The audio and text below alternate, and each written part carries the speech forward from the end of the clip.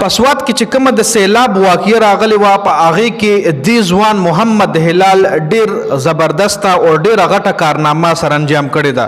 محمد هلال څه کارنامه سره انجام کړې ده په هغې باندې ډیټیل سره خبره کوو، خو هغې نه مخکې تاسو سره څه معلومات شیر کوم چې سوات کې کومه دغه سیلابي ریله راغلې وه. تاسو له معلومه ده چې د یو خاندان تقریبا 15 کسان په هغې کې اوبه وړلي وو چې هغه تصاویر هغه ویډیوز په سوشل میډیا ډېر زیات وایرل شي.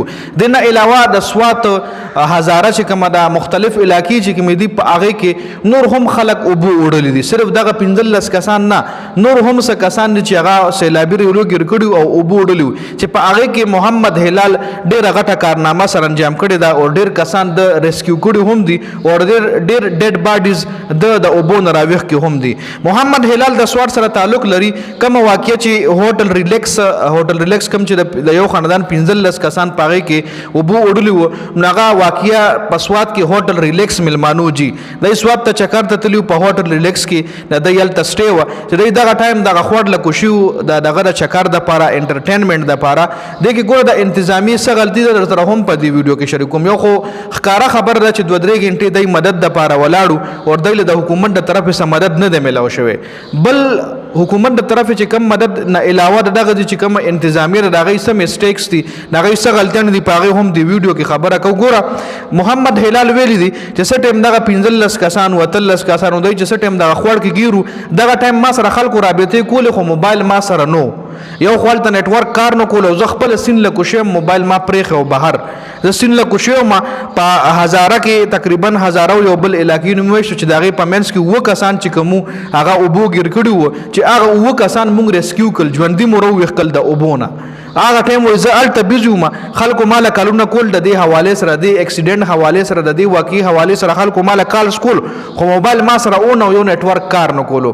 بیا ما پسې وایي څوک په موټر کې راغی ګاډي کې هغوی ماله ووایي چې دغه رنګ هلته 15 کسان اوبو ګیر کړي دي، 15 دي 18 دي، څوک وایي 15 څوک وایي 18. خیر هر څومره چې خو افسوسناکه واقعه ده جي.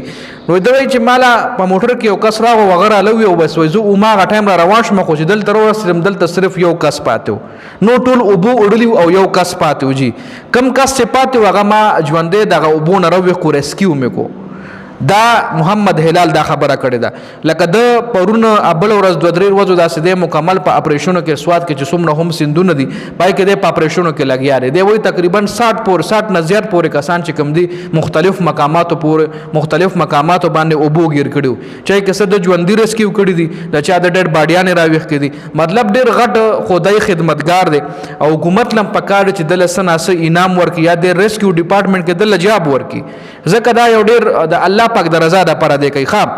مخکې ورجې دی وایي چې د انتظامیې چې کم غفلت دی لکه هغوی وایي د خلکو انټرټینمنټ دپاره په دغه خوړونو کې سین سره جغت قرصۍ واچوي چې خلک په راځي اوبه به هم ګوري او بس چې شربت چې وغیره به هم څکي او بس یو قسم له انټرټینمنټ وایي دی جوړ کړی دی. نو بیا هلته خلک کیني او بیا پې ډایرکټ د سیلابي ریله راشي نو دغه خلک ګیر کړي. انتظامیې غلطي ده چې دی په دې خوړونو کې یا د خوړ په غاړو باندې دی د کوم ځای کې چې دی دا قرصۍ یې وي د خلکو انټرټینمنټ دپاره چې وایي دا نه اچوي. بیا محمد هلال چې کوم دی هغه دا خبره هم کړې ده چې مختلف مقاماتو باندې دا اپریشنز ما وکړل، مختلف مقاماتو باندې ما دغه وکړل، مختلف مقاماتو باندې ما ډیډ باډیز هم راویښ کړل او ژوندي کسان مې هم ریسکیو کړل جي. نو محمد هلال خپله زندګي صرف او صرف د الله پاک د رضا دپاره دومره غټ رسک کې اچولې ده. لامبوزن دی منم دومره مطلب تکړه ځوان دی او بوله ورکوزیږي د بل انسان بچکولو دپاره، نو دا هم یو ډېر غټ زړه لري او ډېر غټ زړه غواړي هر سړی دا کار کولی شي نه. نو الله پاک د محمد هلال په ژوند کې برکت واچوي، الله پاک د په اولادو کې برکت واچوي، الله پاک د په مال حال کې برکت واچوي چې دومره غټه ښېګړه کوي چې خپله زندګي په رسک کې اچوي د نورو زندګیانو بچکولو دپاره. او حکومت له هم پکار دی چې دله څه ناسه انعام مقرر کړي. نو د ویډیو کتلو ډېره زیاته مننه. ویډیو ضرور مخکې ملګرو سره شریکه کړئ. والسلام.